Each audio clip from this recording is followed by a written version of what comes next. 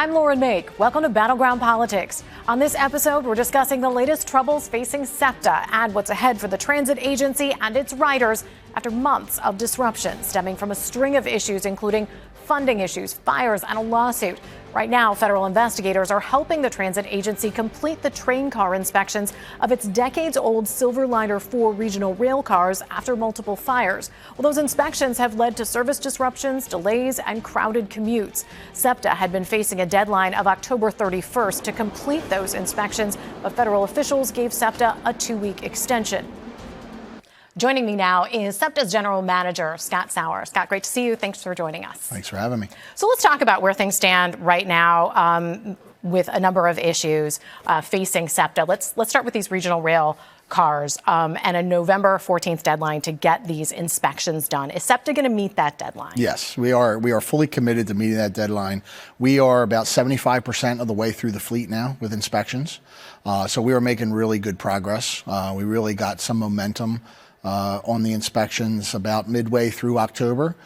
So we are really pushing along, and we fully expect to meet that November 14th deadline. Okay. And also you have to install some heat sensors, essentially, and you've got a little more time for that. Do you expect to meet that deadline as well? Yes, we are about a third of the way through the fleet on the heat detection circuitry, and we expect that number to climb dramatically once we finish the inspections. So between November 14th and December 5th, we can dedicate our force fully to doing the installation of the circuitry. Okay. What is SEPTA's service, regional rail service, going to look like? What is the system going to look like once you have made it through this process? So as I've been saying, like when November 14th comes, we get through the entire inspection cycle, we're still going to have the circuitry to install. So we are still going to have cars out that we are working on to get through this. So I would advise customers to understand that while the deadline will have passed, service will not instantaneously be restored back to what it was, say, back in September. However, we are making improvements as we go. So of the 30 of the third of the cars that have the heat sensors installed, those cars, once they're inspected, are back. Inspection plus circuitry, they're fully back. So that number is going to improve over time. So what I would advise customers is you'll see improvements day by day, but to be normal, back to what the customer expects to be normal, I have told and been advising customers that you have to give us till the end of the year, at least, before we can say what service will look like as a normal service that you used to have. You don't know exactly what it's going to look like? Well, I don't want to overcommit. So we want to get this done right. That's our number one issue here is not speed. It's accuracy. It's getting it done right, making sure that every car is safe to run. So we'll meet all our deadlines, and then by the end of the year, customers should see a difference, an improvement over what they're seeing today. But to be normal, where every train's carrying 5 or 6 cars, I'll say at the end of the year, we'll have a better idea on where that is. Okay.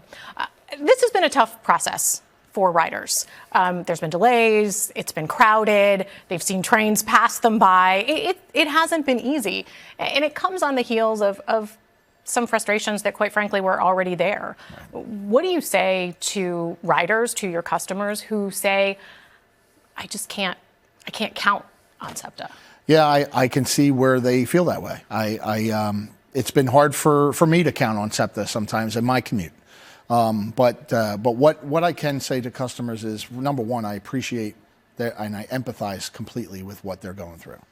But understand that our staff is fully committed to delivering the best service that we can, given the conditions that we have. So we've made a number of changes to service to try to alleviate most of what customers saw in the first few days: pass-ups, overcrowding, the delays and the dramatic, the cancellations that occurred right before pickup. We've done a lot to improve notifications and communications. We've even preemptively canceled trains the day before, so as not to give the customer the false hope that that train would arrive. I think we're getting past that. Trains are still crowded. People might still experience a pass up, but things are certainly better today than they were in those first few days. And if customers can kind of hang with us, give us a little bit of time to get through this, things are going to improve every day for our customers. This summer, you were there was a lot of discussions about funding, and we'll get into that a little bit. But you were talking about the possibility of SEPTA entering a death spiral with fare increases, with service cuts, and some of the circumstances have changed. But you still have riders dealing with this situation. You still have some funding uncertainty. Do you still feel like you are on the edge of maybe a smaller version of that spiral you were concerned about? Well, I'm certainly concerned about the future of the organization and of transit in this part of the Commonwealth, but certainly Commonwealth-wide. But because the resolution that we arrived at is not the resolution, right? There needs to be a long-term funding improvement for transit in Pennsylvania. So while we're holding on, we've got a 2-year reprieve in some respects due to the way we move funding around.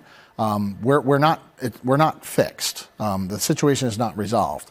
And then the car issues are an indicator of where we are headed without a long-term funding source. We should not be running 50-some-odd-year-old cars in a major metropolitan city like Philadelphia. But you are. We are, and that was a result of lots of decisions that have been made over the last 20 years to fix this or defer that. And we've done a lot with capital funding from Act 89 12 years ago. We replaced bridges, and we replaced track, and we replaced signal systems. And we instituted a positive train control system on our regional rail network to make that system safe, an unfunded federal mandate that we had to dedicate hundreds of millions of dollars to. We had to make choices over the years, and we're still making choices. And the fact that we have these older rail cars is an indicator of the choices, the difficult choices that we've had to make over the years. How much longer can you continue to run those older cars? When we get through the inspections and the installation of the wire and all the requirements of this order, we intend to then put these cars through a very rigorous overhaul to extend their life. We have to extend their life until new cars arrive. We are right at the edge now of issuing a request for proposals to start the process to replace these cars. It is a 6 to 10 year process before we start to see some cars in year 6 and the full fleet in year 9 or 10. So we got to make them last long enough to get those new cars in. And that's what that overhaul process will hopefully bring us. I want to ask you about the funding issues that we talked about. And there was some criticism recently by the federal government about the choices that were made and the situation that SEPTA is in right now. And there was a letter from Secretary Duffy, the transportation secretary, that said, robbing Peter to pay Paul, accounting gimmicks like this are not sustainable and increase the likelihood of further safety failures as SEPTA defers critically needed capital investment. Is he right? I mean, that's the argument that we've been making all along. So you agree with that? I certainly agree that moving capital funds to operating is not the solution for this very reason. I mean, we deferred 44 projects at the start of this fiscal year before the capital transfer because our capital program was oversubscribed. So we are already more than $1 billion short of our 12-year program, and now we just took $400 million more and took it out of the program. So yes, moving capital dollars to operating is not the solution. Have you spoken directly with Secretary Duffy? I know there have been some meetings. Have you had a conversation with him? Yes, I met with the Secretary earlier this week. And how did that go? It went well. I mean, the one thing I will say that meeting did, and I give the Secretary a lot of credit for this, is he brought all the stakeholders together. The Secretary and his staff, certainly Governor Shapiro, Mayor Parker, and our 2 U.S. Senators, Senators McCormick and Fetterman, were all present. They heard where we were, the state of the authority, and have all committed to working together with SEPTA to improve our condition, everything that's going on here. Do you see any more of a possibility for the type of long-term funding that you had been advocating for, that he's talking about? Do you see any more possibility for the funding that there seemed to have been a window closed on? I mean, there's nothing on the imminent at this point, but the fact that we're still talking about it and there's still an unresolved budget in Harrisburg, there's an unresolved federal budget, and we're having these kinds of conversations presents an optimistic opportunity here to really get something done. What do you think that would look like?